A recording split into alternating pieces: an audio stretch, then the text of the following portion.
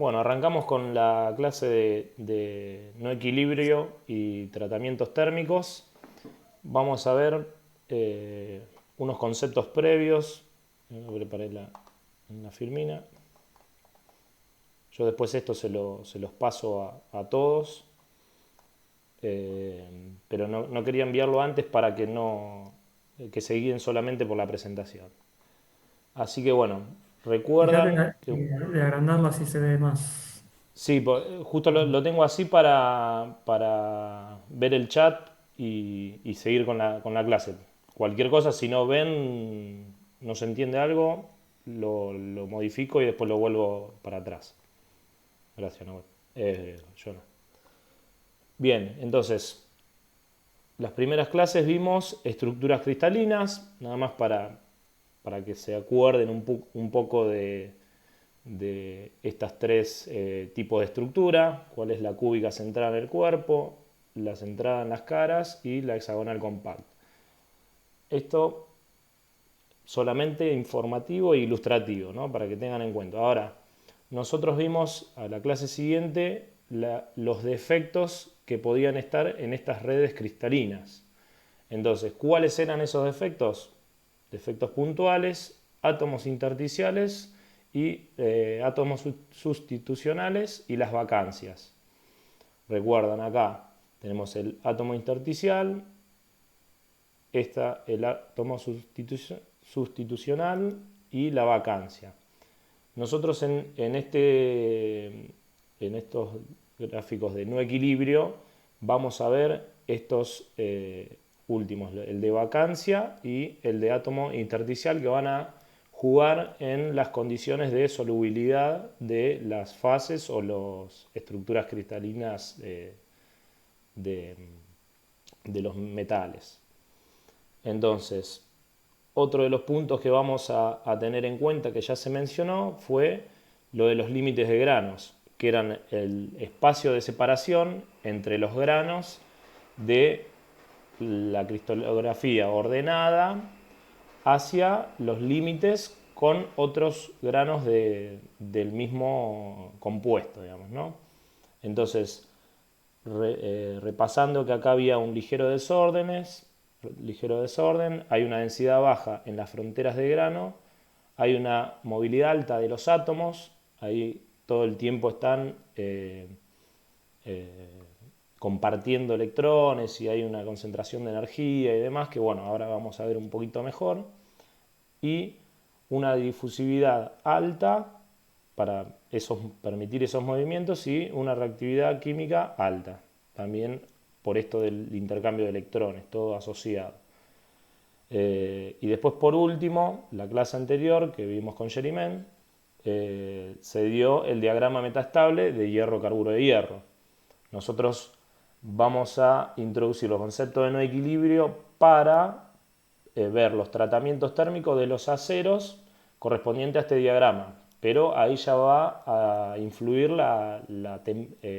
el tiempo y el proceso de enfriamiento de ese acero como factores nuevos de un diagrama metaestable con condiciones de equilibrio, digamos, ¿no? Entonces, uno de los conceptos que había que afianzar era el de que es metaestable. El hierro, carburo de hierro, tiende a descomponerse con el paso del tiempo. Esto es un proceso largo de miles de años. Por eso, por eso no se considera estable a temperatura ambiente. O sea, nosotros con muy largo tiempo se pueden haber precipitaciones y demás de los compuestos de la solución sólida y van a ir migrando y van a volver a un estado de equilibrio. Bueno, por suerte, en el diagrama de hierro-carburo de hierro se da en muy largo plazo, pero por eso hacemos esa acotación.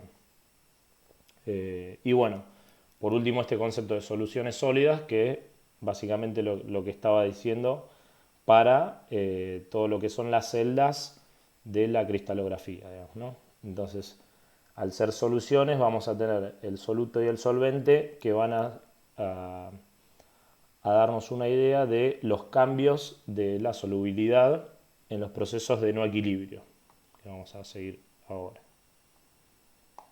Hasta acá, ¿alguna duda? ¿Algo que no les haya quedado claro? Todos estos son conceptos que fueron vistos las clases anteriores.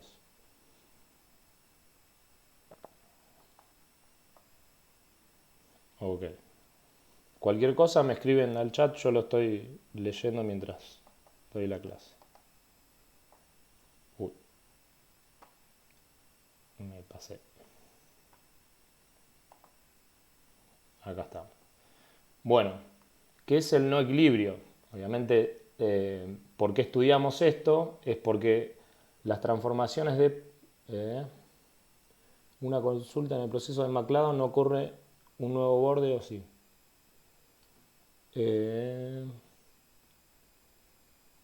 ¿Se acuerdan que se desplazaba? No había una condición de deformación plástica y se con... modo presentación. Bueno. Lo que sí, cuando pongo el modo presentación no puedo seguir el chat. Si uno por ahí me da la mano con el Dale, chat y me yo interrumpe. sigo. Ok, Yo ahí le contesto. perfecto. Eh,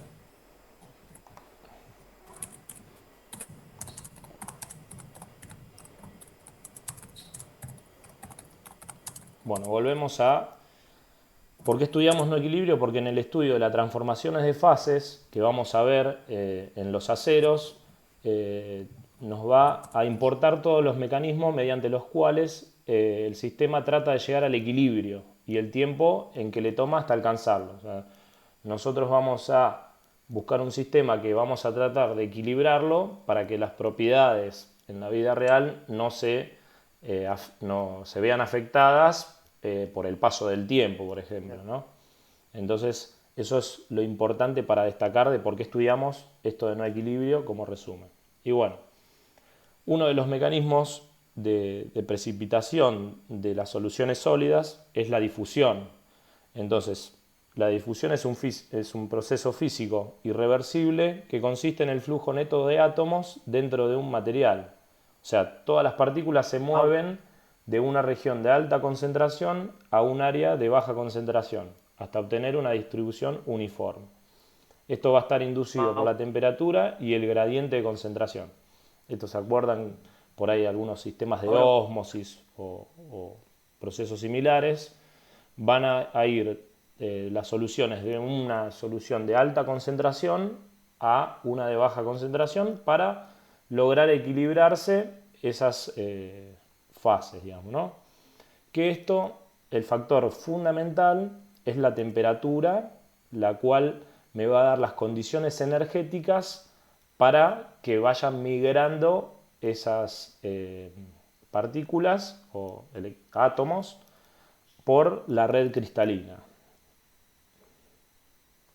¿Ahora me escuchás? Sí, ahora sí. Ah, no, cuando introdujiste la primera parte se cortó por unos segundos. Ah, mira. Antes de que empieces con difusión, cuando empezaste a introducir el tema. Ah, la parte de transformaciones de fase. Sí, correcto. Perdón. Bueno, gracias. Entonces, bueno, ¿por qué estudiamos las transformaciones de fase que vamos a ver nosotros de nuestro diagrama de hierro-carburo de hierro? Esas transformaciones de fases, ahora como le vamos a agregar factores de temperatura y tiempo, necesitamos entender las condiciones de no equilibrio que se dan en los sistemas para poder llegar a entender esos diagramas, ¿no? Entonces, el sistema va a tratar de llegar al equilibrio y el tiempo que toma alcanzarlo es un factor clave para que las condiciones no interfieran en los procesos productivos o en la utilización de las piezas que nosotros vamos a diseñar para determinada solicitación. Como el diagrama es metaestable, puede ser que con el tiempo nosotros no alcancemos ciertas propiedades o se vayan degradando. Entonces, con estos tratamientos y entendiendo esto, qué sucede a nivel de la solución sólida, nos va a permitir estudiar y entender esos diagramas. Así que bueno, lo de difusión estamos. Y bueno, ¿cuáles son los mecanismos que se conocen de difusión? Están por un lado los sustitucionales y los intersticiales. Recuerdan en la introducción, acá vamos a ver que los sustitucionales se van a dar por el mecanismo de vacancia. O sea, nosotros tenemos en el gráfico de arriba un estado inicial, esta es la red cristalina y tenemos una vacancia en este sector.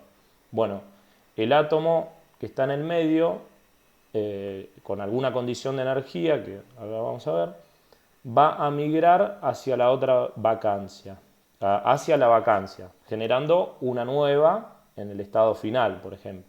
Pero bueno, ese movimiento de energía lo vamos a ver indicado en este gráfico. Ahora vamos a llegar a eso. Y después, bueno, acá en la celda unitaria les traje a colación cómo se vería una vacancia en la red cristalina desde la celda unitaria, ¿no? Nosotros tenemos que en esta cara frontal tenemos cúbica centrada en las caras. Una de ellas caras tiene una vacancia, entonces este átomo posiblemente migre hacia la vacancia y ahí va a producirse el fenómeno de difusión. Recuérdense que esto es en un átomo o en 6, 8 como dibujamos acá, pero piensen que todo este mecanismo de difusión se va a dar desde el centro, además, y siempre va a tender al límite de grano, que son las regiones donde va a haber mucho más intercambio de energía y la red queda ordenada en el núcleo hacia los límites de grano. Y después, bueno, existen las difusiones intersticiales, que son cuando los átomos migran su camino mediante la fuerza de átomos más grandes. O sea, en este gráfico de acá, en el estado inicial, este átomo va a migrar hacia otra posición intersticial entre los otros átomos, que ahí tiene otros factores de equilibrio. Entonces, en el medio de este proceso va a pasar por entre medio de dos átomos, que ahí va a ser la máxima energía de activación para esa difusión. Y luego va a quedar en el estado final en el nuevo lugar de la celda. Bueno, entonces el gráfico de abajo explica la energía en función del tiempo. Entonces, cuando la energía necesaria para ir migrando de ese estado, en el punto medio va a ser el máximo, porque tiene que estar pasando entre medio de esos dos átomos más grandes y ahí se genera como una especie de presión que la energía para poder pasar por ese lugar va a ser mayor. Pero acá la colación, para entender este concepto, es que el átomo intersticial va a necesitar menor energía para pasar, para difundir de un lugar hacia el otro, mucho menor que lo realizaría una vacancia para pasar un átomo a un lugar de vacancia. Eso es como el concepto fundamental. Hasta acá Consulta. Sí. La diferencia de energías de activación, ¿qué se da por la ley de Coulomb, digamos? Por la distancia que hay entre átomos, digamos. Claro, sí. Más grande y el otro más chico. Exacto, es la energía que hay entre la unión de los átomos. Con respecto a ahí, por ejemplo, el intersticial sería un átomo más chico que tiene otra energía en la última... Nivel de electrón. La última del electrón, sí, la última, no me sale la... Igual eso está muy vinculado a la temperatura también, ¿eh? Si no, esos procesos no se dan. Claro, Necesitan temperatura para poder Romper romper las uniones. y moverse. exactamente. Está bien. Lo mencionamos recién atrás que siempre va a estar dado de la temperatura, digamos, es lo que va a proliferar este tipo de movimientos. Y otra de las cosas es la concentración. pero bueno, siempre está mucho más relacionado con la temperatura por el fenómeno de las uniones químicas del último Bueno, electrón. gracias, profe. No, por favor. Bueno, seguimos. Perdón, ahí está. Bueno, esta energía de activación Q va a ser cuando los átomos se mueven de forma ordenada, tendiendo a eliminar las diferencias de concentración y producir una composición homogénea en el material. Todo proceso se tiende a estabilizarse, digamos, ¿no? Es como óxidos en determinados materiales y demás. Todo proceso tiende a tratar de homogeneizarse, que todo sea igual y, bueno, no haya diferencia de concentración. Por eso se dan estas difusiones. Y bueno, el átomo está en un sitio de baja energía, relativamente estable, y para desplazarse a otro lugar debe atravesar una barrera de energía potencial que requiere una energía de activación Q. Acá vemos que el calor es el que proporciona al átomo la energía necesaria para vencer esta barrera. Esto es un poco el concepto de la pregunta que bien hizo el compañero. Mauro, te hago una consulta, dicen Sí. acá que está por cortar la clase, ¿puede ser? Ah, sí, me figuran 2 Bueno, minutos y medio. A ver si... Sí, lo mejor va a ser vos. Sí, vamos a Seguí, cortar Mauro, ahora se corta y porque... entramos de nuevo, ¿no? Dale. Dale, yo termino... Sí, esta... Para no cortar acá... a ver. No Bueno, cortar la ordenada, Maurito, cortala acá, salgamos todo a propósito, volvamos a entrar todo y ok, así ok, no, no hay problema, no hay problema, mejor. hagamos todo y entremos todo y listo. Córtenla, creo que Nahuel sos Sí, Nau. el rey. Sí, dale. Estamos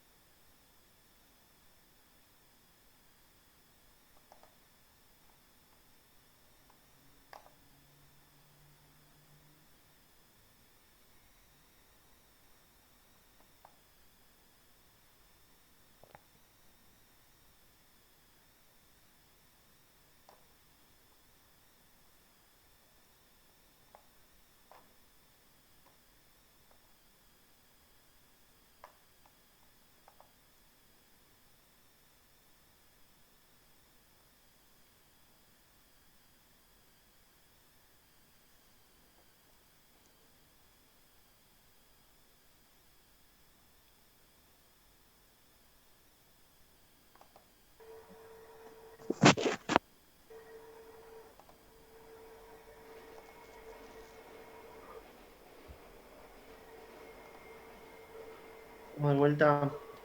Para que te vuelvo a dejar compartir. Ahí está. Ahí puedes compartir la pantalla, Mauro. Gracias.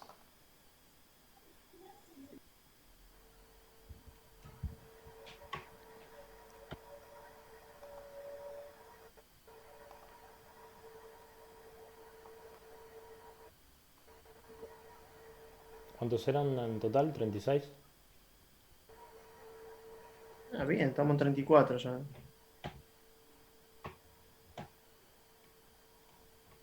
Es más rápido el proceso. Sí. Podemos medirlo, Maurito. Dale. Medimos cuánto había, cuántos se conectaron y cuántos quedaron, digamos, y ahí tenés un nivel de deserción. Le hacemos la eficiencia del proceso de dictado de clases virtuales. Uy. A ver. Uno más y arrancamos. Ahí está. Bueno, esto vamos a verlo de forma introductoria. A mí me quiero que se lleven estos conceptos que vemos acá. Marcelo les explica obviamente mucho mejor lo que es la ley de Fick y me imagino que el que ve el video lo entiende y puede hacer muchos cálculos, pero bueno, yo para hacerlo más resumido, obviamos un par de partes de la ley, pero bueno, quiero que se lleven los conceptos más importantes de esto que nos va a permitir el tema siguiente de tratamiento externo. O sea, el coeficiente de difusión depende de qué? Del tipo de mecanismo de difusión, recuerden si era sustitucional por vacancia o intersticial, va a depender de la temperatura, lo que mencionábamos para romper ese nivel de energía que necesita el átomo para migrar, la estructura cristalina del disolvente, o sea, esto va a dar, depende si la estructura es compacta, me va a costar o voy a necesitar más energía para que ese átomo migre, porque al estar más compacto voy a estar traspasando por dos átomos que están muy cerca uno del otro. Entonces, en estructuras más abiertas, nosotros no necesitamos tanta energía para poder disolver. Después, el tipo de imperfecciones en la red cristalina. Acá vemos el concepto de borde de grano y vacancia. No es lo mismo, pero está bastante asociado para tratar de migrar todo hacia los bordes de grano. Esto es un concepto que vamos a ver en unos minutos, pero todas esas imperfecciones van a ir modificando cómo se va a dar la difusión. Y bueno, depende también de la concentración de la especie que se difunde comparado con la otra, digamos, ¿no? O sea, esto es por el gradiente de concentración entre una solución y la otra. Bueno, esta es la primera ley de Fick, que es la densidad o el flujo de átomos, que va a estar dado comparado con la difusividad o coeficiente de difusión y el gradiente de concentración entre las fases. Y la segunda ley de Fick está, acá no puedo ver, está dada por la concentración superficial del elemento que se difunde, cuál es la concentración inicial en el sólido, la concentración del elemento a una distancia x en un tiempo, la distancia entre la superficie y la difusividad del elemento que se difunde en el tiempo. Esto está más asociado, por ejemplo, en un proceso de cementación o carburación o descarburación. Acá vemos una diferencia entre los gradientes y cuánto va a ser el tiempo que tarda en difundir desde una concentración hacia la otra para poder aumentar, por ejemplo, el contenido de carbono en la superficie de una pieza o disminuirlo si tiene más concentración el acero que el medio donde se lo está tratando. Esto es más que nada lo que quiero que se lleven de estas leyes que tienen muchos conceptos técnicos que no vamos a abordar en este curso. Entonces, esta última parte que les mencioné está en la difusión de átomos de un material. En este caso es el lo llama X, pero vamos a asociarlo con la carburación. Nosotros tenemos una atmósfera que está rica en carbono, por ejemplo puede ser de un 1,2%, 1%, y nosotros tenemos un acero de bajo carbono, por ejemplo un 1010, un 1020, entonces nosotros queremos aumentar la cantidad de carbono que tiene en la superficie por un proceso que vamos a ver posterior de mejora de ciertas propiedades. Entonces, acá nos dice en este gráfico que va a variar la composición química de esa solución en función de la distancia. Nosotros, por más que tengamos muy alta cantidad de composición comparada con la de la pieza, por ejemplo, que sea baja, va a llegar un momento que a cierta distancia no va a haber una variación de esa composición, porque el proceso de difusión no sigue o tardaría infinitamente hasta lograr ciertas distancias. Entonces se va a lograr llegar a una composición X determinada hacia una distancia determinada, digamos, ¿no? Este va a ser nuestro proceso que vamos a buscar después. Obviamente no podemos estar en un horno teniéndolo 1000 días hasta que llegue el carbono a difundir más adentro de la pieza porque es innecesario y el costo energético no va a suplir lo que le gano yo a ese carbono, a esa pieza agregándole carbono, por ejemplo. Entonces por eso es el concepto de la segunda ley de Fick aplicado a los procesos. Bien, Entonces, para nuestra difusión y procesamiento de los materiales, vamos a ver estos tres conceptos, ¿no? Que el crecimiento de grano, ya más o menos los estuvimos viendo. ¿Cuál es la soldadura por difusión? La voy a mencionar. Y la sinterización también, porque lo explica Marcelo mejor en el video, digamos, ¿no? Entonces, quiero que nos llevemos el tema de crecimiento de grano porque me va a asociar a los tratamientos térmicos. Los demás son procesos que tienen que ver, pero son para otro tipo de procesos de metalurgia. Entonces, ¿cuál es el crecimiento de grano? O sea, la energía se asocia con los límites de grano. El fenómeno de crecimiento de grano disminuye la energía de la solución. Después, el crecimiento de grano se realiza desplazando los límites de grano. Unos granos crecen a costa de otros. Ahora lo explico en el gráfico.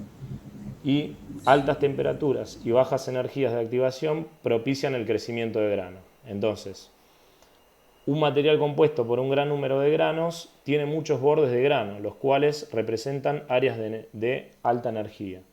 Entonces, nosotros acá tenemos dos redes cristalinas y esta sería la zona del límite de grano. Entonces ahí empiezan a compartir electrones, esos átomos. Entonces acá está la representación de la energía que hay en los límites de grano, ¿no? Entonces unos átomos empiezan a migrar al otro grano y demás, y a veces hasta ese crecimiento hace que algunos granos dejen de existir y otros granos hayan crecido con el volumen con otros granos dentro del mismo, ¿no? Entonces esto es fundamental para los procesos de subenfriamiento y lograr condiciones de grano que van a afectar mucho las propiedades mecánicas de los aceros. Por eso es un concepto bastante importante para tener en cuenta. Hasta acá fui muy rápido, no pregunté nada. ¿Cómo estábamos? Mientras sigo. Bueno, soldadura por fusión. Se unen dos materiales con presión y temperatura a nivel átomo a átomo.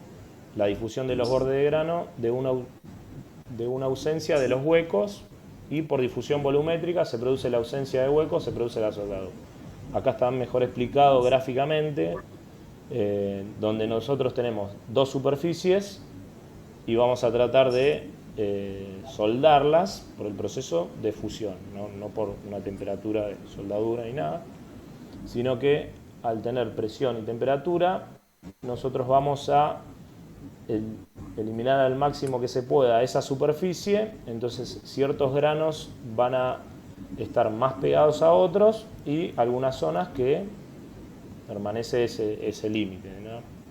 Y después en la figura C, la difusión por borde de grano da como resultado la contracción de los huecos. O sea, acá ya empieza a ver esa misma difusión que había entre granos dentro de ese material.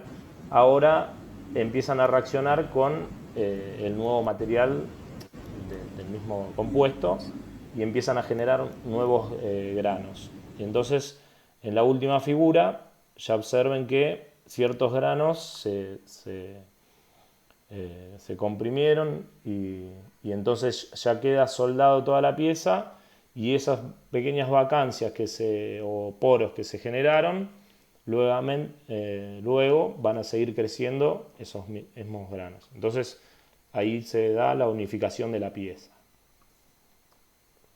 Eso es lo básico. Y sinterización, que se usa para unir polvos, se basa principalmente en anular los poros, se realiza a altas temperaturas. Los átomos tienden a difundirse en los puntos de contacto, reduciendo el tamaño de los poros. La velocidad de la sinterización depende del tamaño de las partículas, la temperatura, la energía de activación y el coeficiente de difusión. Es muy similar, nada más que acá también hay un proceso de muy alta presión y temperatura, digamos, ¿no? Esto se da a nivel de polvos y demás, vamos a ver en algunos tipos de aleaciones y demás, pero bueno, básicamente sucede casi lo mismo que en los límites de grano, nada más que con factores más extremos y de diferentes soluciones. Así que bueno, todos estos procesos, como estamos viendo en sólidos, son para la parte de solidificación. Entonces, siempre cómo hacemos nuestra solidificación va a influir en las propiedades de los materiales. Entonces, esto puede controlar el tamaño y la forma de grano durante la solidificación, que es lo que vamos a hacer con los tratamientos térmicos. Y esta solidificación implica dos procesos. Uno que va a ser la nucleación y el crecimiento de grano, que ya estamos viendo. Bien, entonces, ¿qué es la nucleación? O sea, nosotros partimos de un líquido y vamos a un sólido. Entonces, ese sólido, recuerden por ejemplo, una solución de agua con azúcar. Nosotros, al ponerle azúcar y bajamos la temperatura, se empieza a solidificar. Entonces, se empiezan a generar núcleos y después empiezan esos núcleos a crecer como forma de cristales, y eso después nos va a dar la solución de azúcar en cristales con lo que haya quedado de solvente de agua más la homogenización del azúcar. Entonces, esa nucleación va a ser la base de obtener muy pocos núcleos. En cómo yo solidifico, voy a tener o muy pocos núcleos y después voy a mejorar el crecimiento de grano, o voy a querer muchos núcleos y no tanto crecimiento de grano. Entonces, ahí voy a cambiar propiedades de los aceros que vamos a ver más adelante. Entonces, la nucleación se define como el nacimiento de cuerpos sólidos muy pequeños en el seno de una fase fluida homogénea sobresaturada. Siempre vamos a tener soluciones sobresaturadas. Se produce como consecuencia de rápidas fluctuaciones locales a escala molecular en una fase homogénea que se encuentra en estado de equilibrio inestable o situación metaestable. Equilibrio inestable quiere decir condiciones de no equilibrio, o sea, está inestable, entonces se van a producir esos cambios, y metaestable es lo que introdujimos con el acero y el diagrama de hierro-carburo de hierro. Ahora, ¿cómo se van a dar esos núcleos? De una forma homogénea o una forma heterogénea. Entonces, la forma homogénea es cuando la temperatura de subenfriamiento es lo suficientemente grande. O sea, ahí estoy enfriando muy rápido. Entonces, cuando esa temperatura es muy baja comparada con la que estamos y en procesos rápidos, ahí se va a dar una nucleación homogénea. Instantáneamente van a empezar a haber nuevos núcleos en fase sólida. Acá se está produciendo un ordenamiento de los átomos en embriones más grandes, que después van a empezar a crecer, y se produce una mayor diferencia entre la energía libre de volumen entre el sólido y el líquido. Acá siempre va a haber, dependiendo cuál sea la estructura, un cambio de volumen. Nosotros lo visualizamos siempre en el hielo, que aumenta, pero en otras condiciones siempre el sólido disminuye el volumen, generalmente. Esto último reduce el tamaño del radio crítico, que esto lo menciono porque ya en la explicación de Marcelo da origen desde la diferencia que tiene el radio del átomo comparado con en dónde se encuentra. Entonces, si esa es la diferencia es mayor, se empiezan a generar esos núcleos. Entonces, la nucleación homogénea ocurre cuando el subenfriamiento es suficiente para generar un núcleo estable. Recuerden que subenfriamiento es suficiente, o sea, mucha disipación de energía para que se dé este núcleo estable. Y después, bueno, vamos a ver el heterogéneo, que es el mecanismo de solidificación más común en los metales, las impurezas van a proveer sitios donde se puede nuclear el sólido, y para alcanzar el radio crítico se necesita menos subenfriamiento, ya que parte de la energía la proporciona el núcleo. Nosotros acá tenemos un contacto con algunas superficies, por ejemplo, en el agua azucarada. Nosotros tenemos la región del vidrio, o si introdujimos una pieza o algo en esa solución, siempre los primeros cristales o los primeros núcleos se van a dar siempre en la superficie con el vidrio o en la superficie de ese impureza o incrustación o lo que fuese ajeno a la solución, porque ahí la superficie va a actuar de ciertos electrones, no pierden radio, entonces esa diferencia hace que empiecen a nuclearse esa fase de solidificación. Entonces, acá en esta gráfica, vamos a ver la nucleación. Puede ser intrasólidos, que una fase puede nuclear y crecer en bordes o interior de un grano. O sea, como que acá no necesariamente cuando hablamos de nucleación tiene que ser en los bordes de grano, que donde está ya más la energía, proceso de un lugar de alta energía, sino que también en algunas vacancias o pequeñas deformaciones o impurezas que tengan dentro de los granos, puede darse la nucleación allí también y después parten a nuevos núcleos y en nuevos granos. Bien, creo que con esto es la parte de difusión y cómo va a entenderlo el crecimiento de grano más adelante. Entonces, nosotros esos granos, ¿por qué vemos que necesitamos o más grandes o más chicos? Por esto que vemos acá. O sea, se introducen impurezas a fin de controlar el tamaño de grano, que nos van a definir las propiedades, y estos fenómenos se lo conoce como inoculación o refinamiento de grano. Al poner muchas impurezas va a haber muchos más núcleos, entonces la cantidad de granos va a ser más chico, o sea, el tamaño va a ser más chico, pero va a haber mucha cantidad de granos, porque hubo mucha nucleación. Entonces me va a dar determinadas propiedades. Si yo quiero el proceso inverso, tengo pocos núcleos, entonces mi tamaño de grano me va a endurecer ciertas propiedades, como la propiedad mecánica.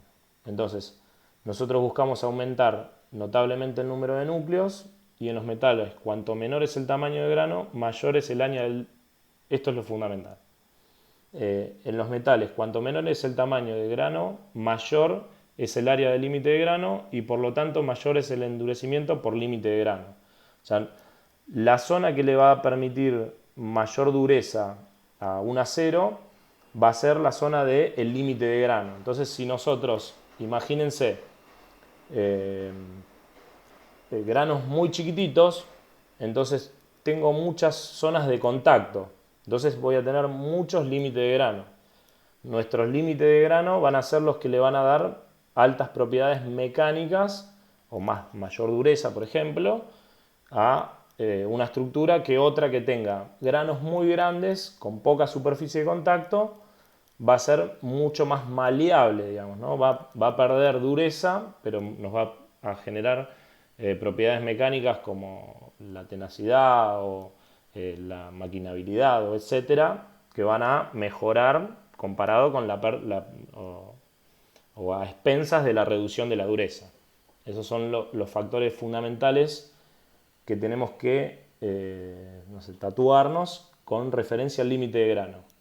Granos chicos, mayor cantidad de límites de grano, entonces mejores propiedades mecánicas va a tener. Granos más grandes, hay menor zona de intercambio de límite de grano, entonces las propiedades mecánicas van a reducirse. Bien, crecimiento de grano. Esto se entendió porque es uno de los factores muy importantes para entender los tratamientos y después las propiedades de las soluciones sólidas que formamos o intermetálicos.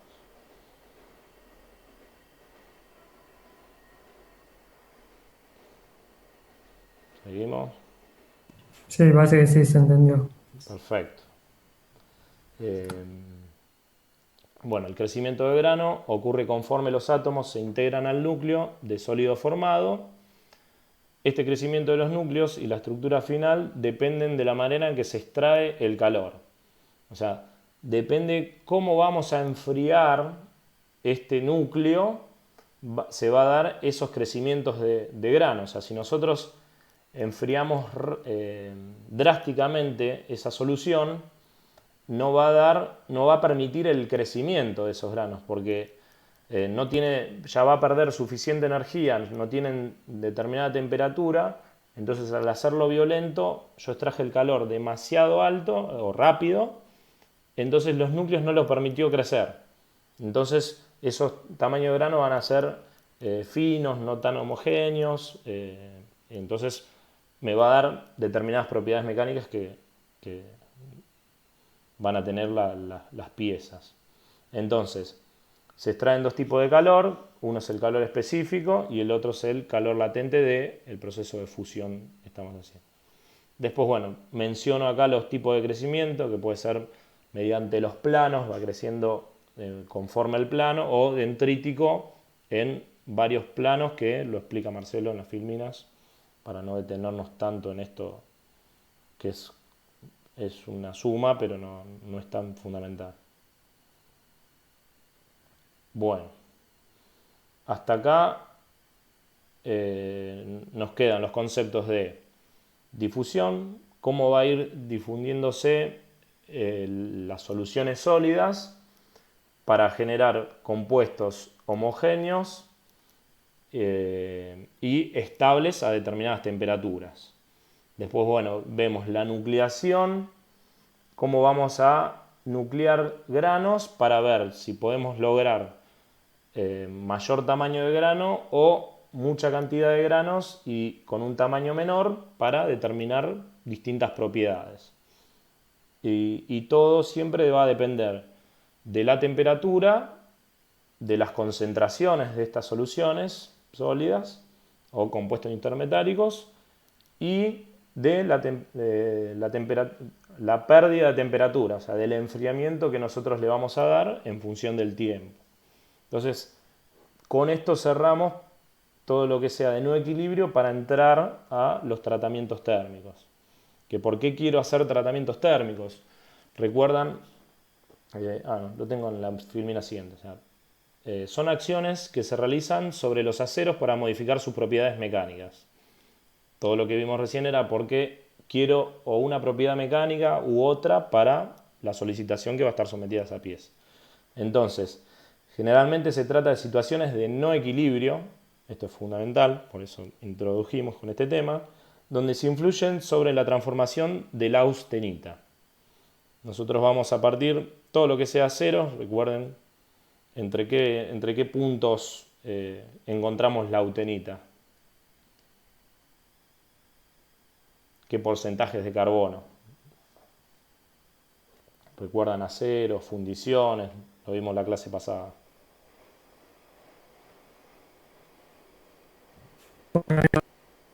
Pueden abrir los micrófonos para contestar. Sí. Es un poquito para entender si el diagrama hierro-carburo de hierro entendieron lo básico, a grosso modo. Abajo de 6,67 hasta 2,11 en porcentaje. Y arriba de 0,8 hasta un 2%. Hay muchas múltiples respuestas, ¿eh? Me gusta este tipo de preguntas porque aclaran un poco más, porque si ya hay múltiples respuestas... ¿Quién da más? Hasta 2,11 tenemos...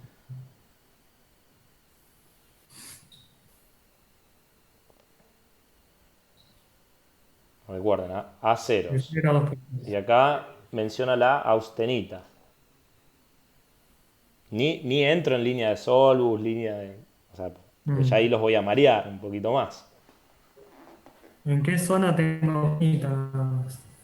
Tienen que mirar el diagrama. Exacto.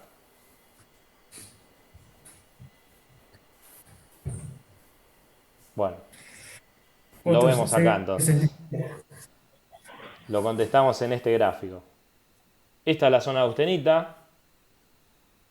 Acá va a seguir habiendo austenita, pero va a empezar a haber un compuesto que es alfa, o sea, la matriz ferrita, va a empezar a haber precipitaciones de ferrita, y a partir de 0,8 hasta el 2% vamos a tener la cementita como compuesto, como fase nueva que va a haber en la austenita, hasta la temperatura de 728 grados, que luego de ahí va a haber los compuestos que vimos la semana pasada. Vamos a ver la perlita, alfa más cementita, y alfa o cementita, depende de qué lado esté del punto eutectoide. Entonces, nosotros ahora vamos a ver tratamientos térmicos de la austenita, que va a ser los tratamientos térmicos de los aceros. Por eso aclaro con el diagrama de hierro, carburo de hierro, para que tengamos siempre presente cuáles son esos valores de porcentaje de carbono, por ejemplo, temperaturas y demás. Así que bueno, como fundamentales tenemos estos tres. Pues vamos a ver algún otro y demás que son complementarios sí, el proceso lo vamos a hacer teniendo en cuenta siempre estos tres tipos de tratamiento. Vamos a empezar por el recocido, que se realiza para modificar el tamaño de grano. Es muy común en aceros hipoeutectoides, o sea de bajo carbono, y se obtiene una estructura de grano fino, homogéneo y equiaxial, que estas son condiciones que vamos a querer de esos granos para que sean lo más homogéneo posible, lo más equiaxial posible, o sea, traten de ser muy ordenados, y granos finos que me van a permitir ciertas propiedades. Entonces, si nosotros tenemos toda la estructura homogénea equiaxial, va a querer decir que nuestras propiedades mecánicas van a estar distribuidas en toda esa pieza, digamos, ¿no? Imagínense si tenemos algo heterogéneo, en una parte puede tener mayor dureza, en otra no, y justo empieza a trabajar distinto, entonces se puede llegar a ver una complicación. Entonces siempre tratamos de que sea homogéneo, equiaxial, y entonces va a aparecer la perlita. Recuerden que acá la perlita va al ser de enfriamiento lento, se produce un engrosamiento de la misma. Como nosotros vamos a hacer este proceso, un enfriamiento, vamos a levantar la temperatura, llevarla hasta la temperatura de austenización. Por ejemplo, en un acero hipotectoide no solo me alcanza con 728, sino que tengo que estar por encima de la línea donde empieza la transformación de la ferrita. Entonces ahí recién la pieza va a estar austenizada. Luego la mantengo en el tiempo para que en función de la masa toda se unifique y sea estable, para luego enfriarla. ¿Cómo le hago un enfriamiento en un recocido? Apago el horno y que el enfriamiento sea lo más lento posible. Entonces yo le voy a dar mucho tiempo a esa difusión, a ese crecimiento de grano. Entonces, al tener difusión, el carburo va a ir saliendo de la solución y va a generar que, por ejemplo, en la cementita se empieza a ver un ensanchamiento de las láminas de cementita en la matriz ferrítica, que esto es perlita. Entonces acá el resultado final va a ser una perlita gruesa. Por eso lo llamamos gruesa, porque como tiene mucho tiempo de difusión, va a ir engrosando ese grano, pero también al darle mucho tiempo, nuestro grano va a crecer mucho y no hay mucha diferencia de temperatura de enfriamiento. Entonces va a haber pocos núcleos, porque recuerden que la nucleación se daba cuando había una diferencia muy alta de temperatura de enfriamiento, un subenfriamiento. Entonces va a haber pocos núcleos y al darle mucho tiempo esos granos van a crecer y van a ser granos grandes y pocos límites de grano. Entonces esa perlita gruesa va a tener propiedades mecánicas de muy alta maleabilidad y baja dureza, digamos, ¿no? comparado con los demás aceros que vamos a ver. Entonces, acá Marcelo explica, bueno, esta es la temperatura crítica inferior del acero, esta es la temperatura crítica superior. Nosotros vamos a austenizar, o sea, vamos a estar por encima de esa temperatura crítica superior y luego vamos a ir enfriando para que pase por esta zona. Esto en base a lo que decía de, este es un 0,8% de carbono. En esta zona mi temperatura de austenización va a ser la menor, o sea, no tengo que llevar a, no sé, 1600 grados con esta concentración, sino que en esta concentración de 0,8 de carbono, con temperaturas menores, ya la pieza está austenizada. Entonces, de recocido va a haber tres tipos de recocidos. Uno que es el supercrítico, obviamente por encima de la temperatura crítica superior, que es el más común. Y después va a haber dos más, que uno es recocido oscilante, que va a estar sobre la temperatura crítica inferior y oscilando, o sea, por encima, por debajo, por encima, por debajo, como este gráfico de la derecha. Y el recocido subcrítico, que va a ser por debajo de la temperatura crítica inferior. ¿Qué nos va a cambiar estas condiciones? ¿Cómo va a ser la morfología de esa perlita o la cementita o el compuesto que nosotros hallemos a esa temperatura desde sea hipoeutectoide o hipereutectoide, perlita más ferrita o perlita más cementita? Entonces, a veces queremos lograr propiedades mecánicas de maquinabilidad en un acero, entonces con el proceso de recocido oscilante vamos a lograr una esferoidización de la cementita. Entonces, en vez de ser láminas, la cementita, que la cementita es el compuesto más duro del carbono, o sea, más dureza, obviamente el diamante es el más duro, pero este es un compuesto muy duro, casi como el diamante. Y esas láminas me van a permitir que cuando pase por la herramienta de ahí se encuentre con un material duro, entonces me va a estropear el proceso mecanizado. Entonces, al yo tenerlo esferoidizado, la herramienta va a pasar por ahí y no va a tener que destruir esa lámina, sino que o saca el nódulo directamente o se desplaza, entonces va a mejorar mucho la maquinabilidad. Este es un proceso que tarda superior a las 12 horas, lo tengo que mantener en el horno y demás, en esa oscilación, para poder cambiar la morfología de la cementita.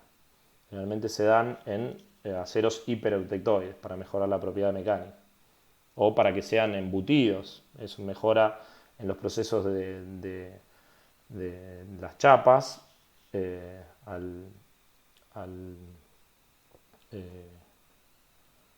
laminarla, mejora la propiedad de maleabilidad. Al estampado, por ejemplo. Bien, hasta acá. Después vamos a comparar cuáles son las velocidades de enfriamiento entre uno y el otro. El proceso normalizado, este es el que deberíamos hacer siempre para normalizar nuestro acero, para que no tenga de procesos anteriores, que no conozcamos ciertos parámetros. Nosotros normalizamos esa pieza, la llevamos a condiciones normales, por eso la palabra, y de ahí ya con solo hacer un ensayo de dureza y demás, nos da una idea de la composición química de ese acero, porque si nosotros hacemos un tratamiento térmico, no nos da una idea del porcentaje de carbono si no le hacemos un normalizado, con ensayos como la dureza, que es muy simple e inmediato, y no hacer una metalografía en base a ver cómo está distribuida la pieza, qué tamaño de grano tiene y demás. En vez de entrar en esos detalles, normalizamos y luego con simples ensayos nos podemos dar cuenta de las condiciones. Y luego a esa pieza le hacemos el otro tratamiento que queramos hacerle para buscar las propiedades que nosotros queremos. A ver si llego ante los 2 minutos. Es un tratamiento donde se calienta el material por encima de la temperatura de austenización. Todos los tratamientos tenemos que austenizar la pieza, eso es fundamental, es lo básico, elemental. Y luego en este caso se enfría al aire. Acá no lo enfriamos dentro del horno, entonces abrimos la puerta del horno y que se enfríe en el aire, digamos, ¿no? Entonces esto lo que va a permitir es refinar el grano, lograr un grano equiaxial, homogéneo y en este caso un poco más pequeño, digamos. No le damos tanto tiempo de crecimiento, entonces los granos van a ser más chicos que en un recocido. Y entonces acá vamos a obtener la perlita fina, con propiedades mecánicas mejores en cuanto a dureza, pero menos maleabilidad o menor tenacidad por las propiedades mecánicas de maleabilidad.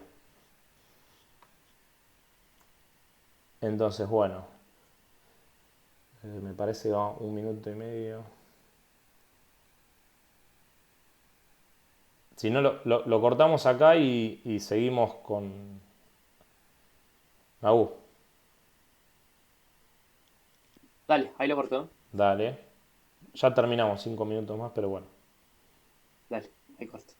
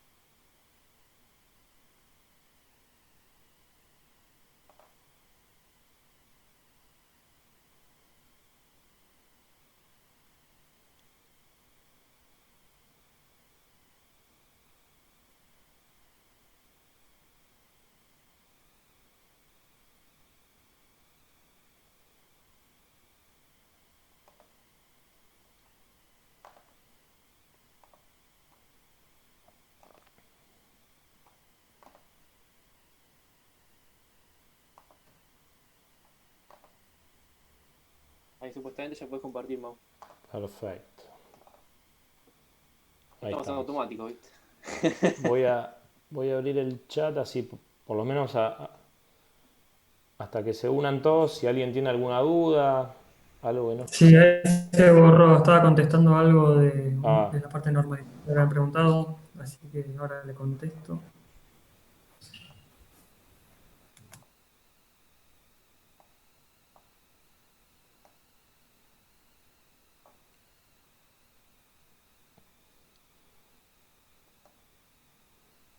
si algo que no sea de tratamientos térmicos, que sea del no equilibrio.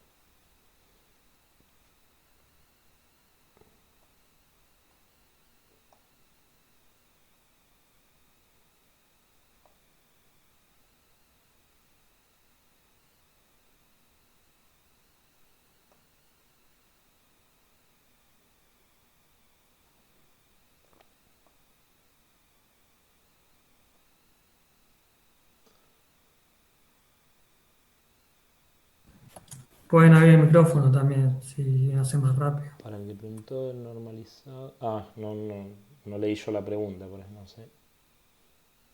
Preguntaba si estaba normalizado. Yo le dije que hay un rango de velocidades que para el normalizado. Eso les va a dar un rango de dureza que pueden obtener dentro de esas velocidades para un normalizado. No es algo fijo, también va a depender de la composición química del acero, dónde tienen que llevar las temperaturas para optimizar. Es todo, tienen que ver bien el tipo de acero que van a usar para hacer el tratamiento. Perfecto, sí, gracias, Johnny.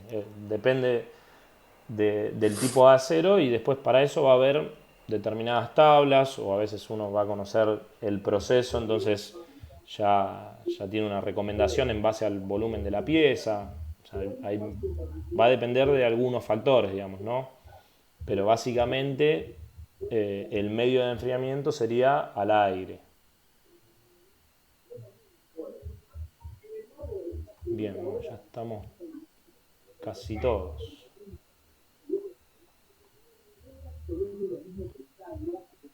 Bueno, si no seguimos. Pues ya quedan 5 minutos.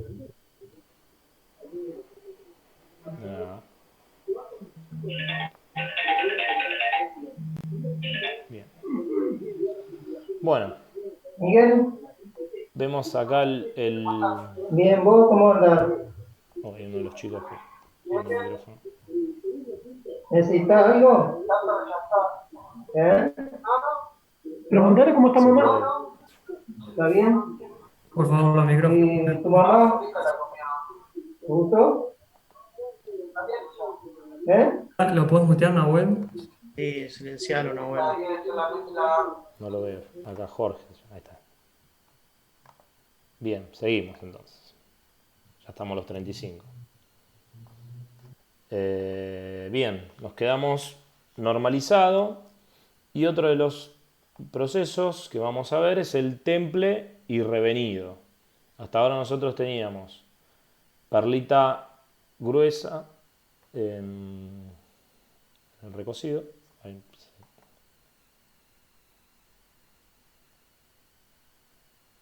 Perlita gruesa en el recocido.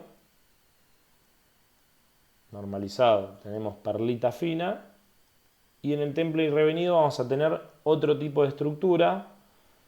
Que ¿por qué hacemos dos procesos diferentes? Primero hacemos el temple y después el revenido.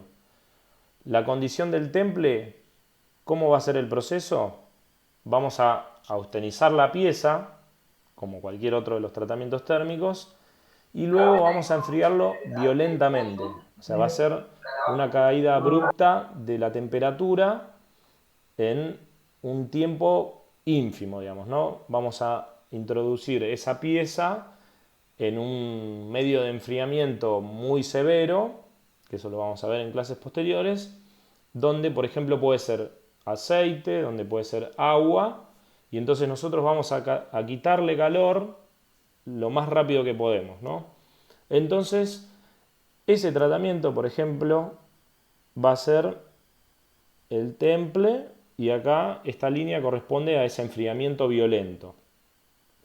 Nos va a dar una estructura que es la martensita. La martensita es una estructura inestable a temperatura ambiente. ¿Por qué? ¿Por qué es inestable? Porque se da en condiciones de no equilibrio. O sea, nosotros subenfriamos drásticamente la temperatura, entonces el ordenamiento nunca se produce, digamos, ¿no? O sea, como estaban los átomos, se enfriaron y quedaron en esa posición, y entonces esa estructura va a ser inestable a temperatura ambiente. Entonces, ¿qué quiere decir que sea inestable a temperatura ambiente? Que no tiene un equilibrio. Entonces, ¿qué pasa con las estructuras que no tienen equilibrio? Se va a dar el proceso de difusión, se va a dar el proceso de crecimiento de grano, se va a dar todos los procesos que mencionamos antes, y en un periodo de tiempo vamos a perder las propiedades que yo formé en la martensita. Y otra de las cosas es que en estos, en los límites de grano que se forman y demás, esta estructura es muy frágil. O sea, va a tener muy alta dureza, pero va a ser muy frágil. Puede ser, o sea, imagínenselo un acero como se parte como un vidrio, digamos. Cualquier golpe que yo le dé queda muy frágil como si fuera un vidrio. Y entonces nos va a entorpecer ciertas condiciones de las piezas. Entonces nosotros a este tratamiento de temple vamos a ver en clases posteriores que lo vamos a controlar de determinada manera para conocer cuáles son las fases que nos van a generar, o el tamaño de esa martensita. Una de las cosas que hacemos para lograr que esa martensita quede en condiciones de equilibrio va a ser un proceso de revenido posterior al temple, al enfriamiento, a determinada temperatura. ¿A qué temperatura? La temperatura va a estar determinada por las propiedades mecánicas que yo quiera. Entonces puede ser a una temperatura muy alta, va a bajar las propiedades mecánicas de la dureza. O sea, cuanto más alto yo revengo a la temperatura más alta yo revengo, la propiedad mecánica de dureza baja. Ahora, la revengo a temperaturas bajas, la dureza va a mantener muy parecido a lo que era la martensita. Siempre va a perder, pero una determinadas temperaturas es notable y a otras no. ¿Pero qué gano? O sea, gano que sea una estructura de equilibrio y gano un poco de tenacidad, o sea, que esa fragilidad que me hace la martensita logro mejorarla abruptamente y entonces le da mejores propiedades eh, para evitar la rigidez y que se rompa como un vidrio. Entonces, este proceso de revenido consiste en la descomposición de la martensita. Las propiedades finales de un acero templado dependen de la temperatura de revenido, como dije. El tiempo de revenido debe ser siempre mayor a 2 horas. Esto es fundamental porque siempre nosotros podemos hacer un ensayo, por ejemplo, sacamos la pieza 1 hora después en el proceso de revenido, medimos dureza y nos da el valor que queremos. Pero esa estructura todavía sigue frágil porque todavía no llegó al equilibrio. Entonces va a romper por fragilidad teniendo la dureza que tenía. Entonces siempre vamos a hacer el proceso mayor a 2 horas. Entonces acá lo que hablaba, la tenacidad es lo que vamos a tener de importancia en este tipo de estructuras. Va a ser un material muy duro, pero a la vez tenaz. Eso es lo que buscamos en un tratamiento térmico de estas características.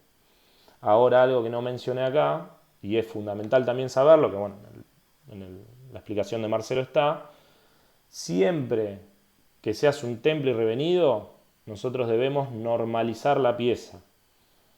Siempre que se hace un temple y revenido, debemos normalizar la pieza. ¿Por qué? Por lo mismo que le explicaba antes, de conocer cuál es, que no tenga otro tratamiento térmico previo, conocer bien cuál es el contenido de carbono, cuál dureza es la correspondiente a ese acero, y después ahí, al no tener otros tratamientos anteriores, nos va a dar la martensita que nosotros solicitamos. Entonces eso es lo fundamental para entender este tipo de proceso. Acá ven que no hay ningún tipo de ordenamiento, es una estructura acircular, en forma de agujas, no tiene ningún ordenamiento, entonces esto es lo que hace que tiene muchos límites de grano y demás, entonces es un material muy duro.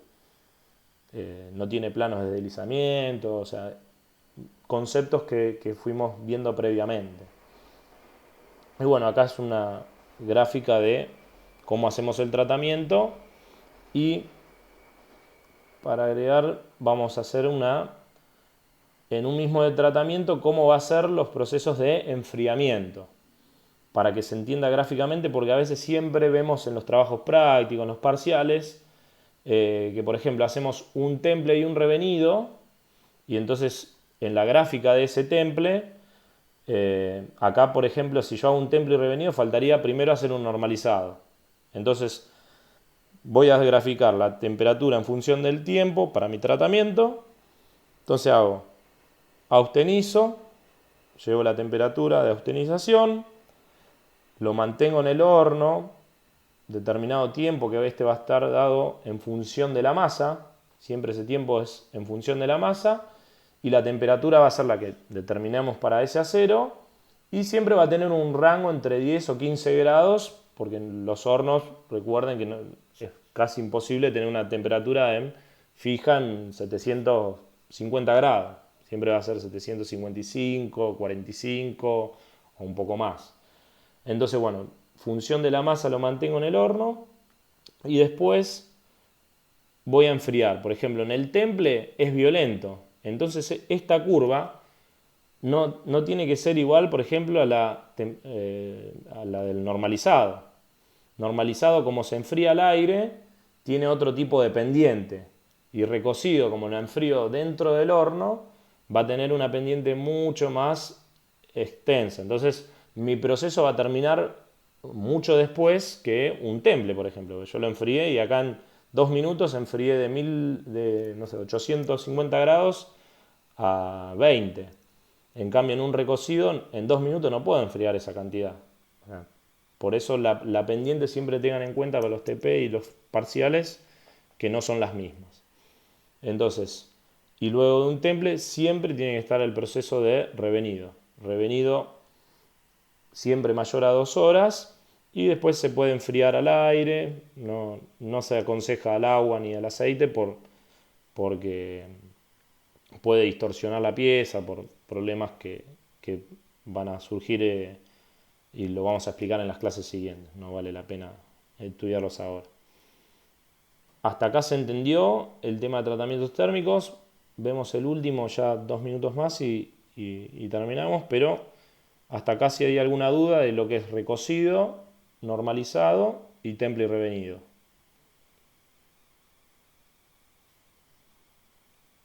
Abro el chat.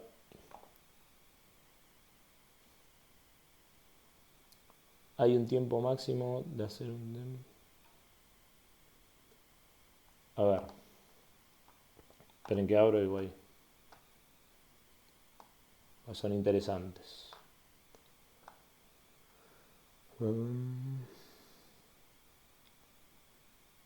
Hay que estabilizar esa estructura, por eso se reviene. Sí. Hay un tiempo máximo después de hacer un temple para hacer un revenido. No necesariamente. O sea, generalmente es en el mismo horno. Yo después elevo la temperatura dentro del mismo horno. O sea, hay hornos que tienen una batea de aceite y demás. Entonces, en una cámara que está fuera de lo que es el horno, se sumerge esas piezas, se templa, se escurre ese material, como está muy caliente el aceite, por ejemplo, vuelve a introducirse en el horno y empieza el revenido dentro del mismo horno.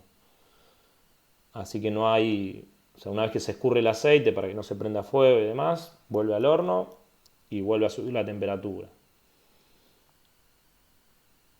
Un recocido, ¿qué función cumpliría? ¿Por qué tarda más en enfriarse? O sea, ¿por qué tarda más? No, o sea, yo hago que tarde más en enfriarse. ¿Para qué? Recuerden el concepto de nucleación y crecimiento de grano. O sea, yo lo enfrío muy lentamente, entonces nos van a aparecer mucha cantidad de núcleos y esos pocos núcleos que se generaron va a haber un crecimiento de grano. O sea, le voy a dar tiempo para que esos granos vayan creciendo y haya poco límite de grano. Con eso logro que hablan de la pieza, La ¿no? pieza. Si la tengo que mecanizar, si es una pieza muy dura o si tengo que hacer algún alivio de tensiones, también puedo utilizarlo. Perfecto, gracias. ¿El revenido puede ser dentro del horno? Sí, pero generalmente todo esto depende del tiempo de los procesos. Imagínate que ese horno tengo que introducir otra pieza. Entonces, en un revenido, como ya a determinadas temperaturas, o sea, por debajo de 500 grados y demás, en el video explica Marcelo, no hay cambio de estructuras. Entonces, lo saco del horno y en el horno yo ya puedo introducir una pieza nueva para que continúe el proceso y lo estoy enfriando en el aire afuera. Entonces, todo depende de tu proceso y tu tiempo que vos tengas entre proceso y proceso. Después del temple y revenido se normaliza, no. Nosotros terminamos ese proceso con el revenido. Las propiedades finales de esa pieza la va a dar el revenido. Sí, para llegar a tener esas propiedades necesitamos hacer primero un normalizado, después un temple y después el revenido.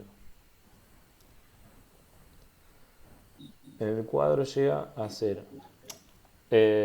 No necesariamente, el gráfico está en 0 para que sea gráfico, digamos, pero siempre es a temperatura ambiente o 100, no sé, 300 grados, 400 grados, ya no hay cambio de estructura, entonces generalmente es casi lo mismo. Para una pieza que esté a 400 o a 20 grados, determinados aceros no cambian. A ver. El 0 aplica al tiempo, ¿no? Claro. El 0 que aplica al tiempo del proceso. Es para ubicarlo en un gráfico, no es tan importante ese dato. Yo puedo templar hoy y hacer el revenido en una semana.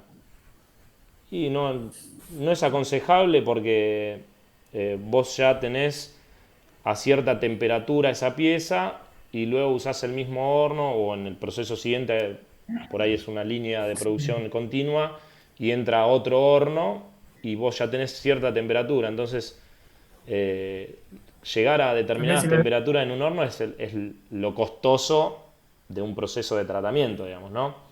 Nada más que, bueno, nos va a mejorar muchísimo las propiedades, por eso los hacemos. Pero siempre tenemos que ver la variable costo. O sea, sí, si tenés plata lo podés hacer cuando vos quieras, pero bueno, no vas a tener por ahí las mismas propiedades. Sí, traten de asociarlo a un proceso productivo, ¿no? Digamos, traten de tener una visión más macro del tratamiento y no quedarse con el concepto. Es un Claro, no poco es lo que dice algo Mauro. que haces en tu casa. Claro, traten Igual de- también tengan en cuenta que si es muy gruesa la pieza, pueden producirse grietas después del temple, una cuestión de solidificación, que es distinto. Bueno, eso lo van a ver la clase que continúa dentro de 2 clases, la parte de velocidad de enfriamiento y las transformaciones que hay. El núcleo de una pieza grande no va a transformar de la misma forma que la superficie y eso genera tensiones internas que puede agrietar el material, entonces conviene apenas temple la pieza. Bueno, van a ver el tratamiento específico para evitar eso. Eso lo vamos a ver dentro de un par de clases. Perfecto. Ah, sí, gracias. Bueno, y para terminar, o sea, si no quedan dudas de esto, nada más agrego el cementado que está acá, que involucra los conceptos que ya vimos. A ver si me pasa la filmina. Ahí está. Proceso de cementación, que yo les expliqué que quiero aumentar la solubilidad o sea, quiero agregar carbono a la superficie de una pieza porque quiero mejorar, por ejemplo, después esa pieza la voy a templar, entonces quiero tener propiedades mecánicas de alta dureza en la superficie y que el núcleo tenga una buena maleabilidad, por ejemplo, ductilidad para determinado esfuerzo y que sea liviano, por ejemplo. Entonces voy a cementar en la superficie, logro después templar y esa zona voy a tener martensita y en el núcleo, como casi no tengo carbono, no va a llegar a ser martensita y vamos a tener, en el caso de la perlita, además. Entonces, vamos a austenizar la pieza, nada más que por ahí acá una temperatura 40-50 grados superior. Vamos a carburizarlo y acá lo importante es la atmósfera que voy a tener dentro de ese horno. O sea, yo voy a tener una atmósfera rica en carbono, por ejemplo de 1,2%, como les mencioné el caso de la difusión, y tengo un acero de 1020. Entonces, esa diferencia de solubilidad, de concentración, va a ser que difunda ese acero, ese carbono que está en la atmósfera hacia la pieza. Y si yo quiero el proceso inverso, o sea, una descarburación, yo tengo un acero, un 1080 y quiero que sea un 1040, porque necesito propiedades mecánicas de ductilidad, voy a generar una atmósfera baja o pobre en carbono. Entonces, por ahí lo tengo por un contenido de carbono de 0%. Entonces, ese 1080, la superficie va a difundir carbono hacia la atmósfera, o sea, proceso para afuera. Y luego de la cementación, bajo un poco la temperatura, sigo estando en la austenización, vuelvo a templar rápidamente y luego el revenido como siempre, digamos, ¿no? Entonces ese revenido me va a afectar más a la zona que se carburizó y no tanto a la zona que no llegó a difundir carbono porque hablábamos de distancias muy pequeñas, un micrón, depende del tiempo que tengamos, milímetros, ¿no? Así que bueno, con esto... Ahí Maurito, Sí. esa gráfica, si uno la lee y la interpreta, responde mucho de las preguntas que decían los chicos hoy, ¿no? Fíjense que ese horno de cementación, es decir, comprésenlo como asocienlo a un proceso productivo, ¿no? Ven la línea roja, es un horno de cementación. Después de eso entra la línea verde, donde lo que decía Mauro, saco la pieza y ya lo pongo en el tanque de aceite para hacerle el temple, ¿no? y después ven que entra en otro horno de revenido y después termina el proceso al aire libre de enfriamiento. Nada, para que traten de unir todos los conceptos. Y esto es lo que decíamos hoy. Traten de asociar esto a un proceso productivo y no a un tipo que en el fondo de la casa está tratando de hacer un temple y un revenido en una pieza, ¿no? Que tiene el horno disponible, el aceite disponible y prepara todo para esa pieza, sino más bien a un proceso Proceso industrial. industrial. Genial. Vamos a ver, seguimos con dudas. Acá ya el tema terminó. Contestamos las dudas y ya podemos finalizar. Segmentación 80, pero... Sí.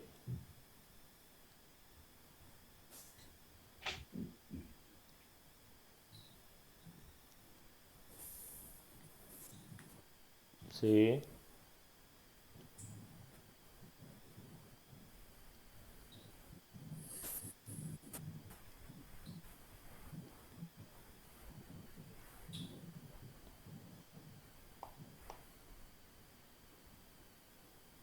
Exacto, aceros de muy bajo carbono, 1020, 1030, 1010, le hacemos un proceso de temple y la verdad que al tener muy poco contenido de carbono no genera, no adquiere dureza. Nosotros la clase que viene, que veamos el concepto de templabilidad, nos va a dar una idea de por qué hacemos esto de carburación. La diferencia entre el temple y la cementación, ¿cuál sería?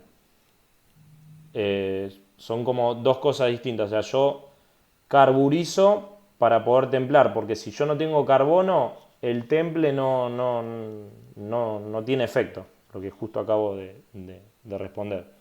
Entonces, carburizo, al tener más carbono esa austenita, me permite templar, o me permite tener una estructura de martensita cuando lo templo, porque en el caso de templar un 1010, como no tiene nada de carbono, no se genera la martensita. Ahí está la frase, la que siempre repetimos, no sé si es en esta clase donde aplica, la pero clase que viene.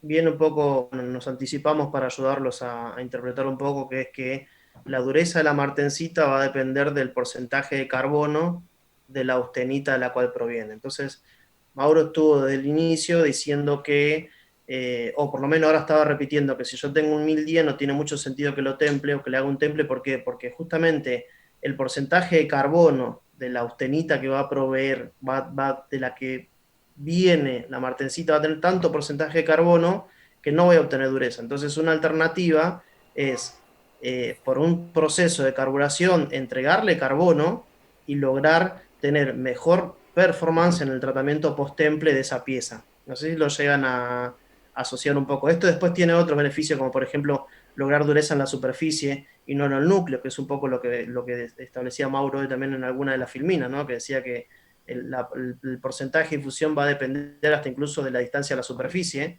Entonces, digamos, yo por más que quiera, no, si tengo una pieza de un gran tamaño, como también decía Jonah, no puedo llegar con carbono hasta adentro, entonces voy a estar limitado a cierta distancia del centro, entonces voy a tener carbono en la superficie, voy a poder templar esa superficie, en realidad voy a templar toda la pieza, pero voy a lograr en esa superficie tener una dureza que va a ser distinta al interior de la pieza justamente por el porcentaje de carbono que yo logré aportar a la pieza. Si lo enrosqué, discúlpenme, y si los ayudé a entender, nada. Está claro. Acá hay quedó con, hago un proceso, dentro del proceso de cementación se produce un temple. No, yo puedo cementar una pieza porque necesito justo mayor carbono en la superficie y no hacer ningún tratamiento térmico después. Entonces yo hago solo una carburación. Introduzco carbono por difusión en la superficie, saco la pieza, la enfrío dentro del horno, en el aire, o lo templo. Todo depende yo las propiedades finales que tenga, pero no es que van de la mano. Sí, lo que estamos explicando recién, cemento para poder tener, para que me funcione el temple. Le aumento el contenido de carbono en la superficie para que me funcione el temple. Si no, tendría que hacer otro tratamiento. Claro, ya. Cementación es agregarle carbono a la superficie. No, después el temple es el enfriamiento que yo le hago para cambiar las propiedades de la austenita que yo tenía. Es un Ok, proceso más masivo. perfecto, Marcos. ¿Alguna otra duda más? Del parcial había preguntado, ¿hasta dónde entraba? Ah, sí. Si esto entra, sí. Esta clase de hoy entra en el parcial de la semana que viene.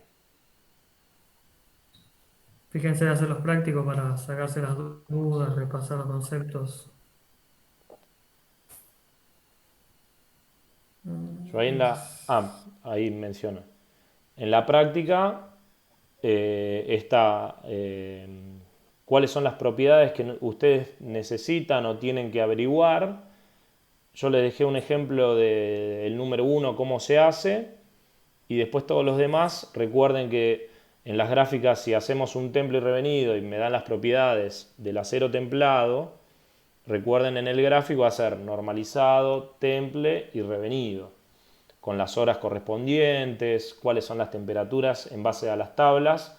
Yo no les di las tablas porque en el video de Marcelo está explicado cómo leer la tabla para utilizar estas propiedades y los tratamientos térmicos. Con eso ya pueden hacer el TP. Es más que nada práctico el TP de esta unidad. Así que bueno. No les robo más tiempo. Espero que haya quedado claro y bueno, gracias a todos por participar de la clase. Muy buenas preguntas. Bueno, buenas noches. Nos vemos, chicos. Chao, chicos, buenas Bueno, noches. buenas noches a todos. Nos quedan dudas. Hasta luego. Chao, chao. Suerte el martes.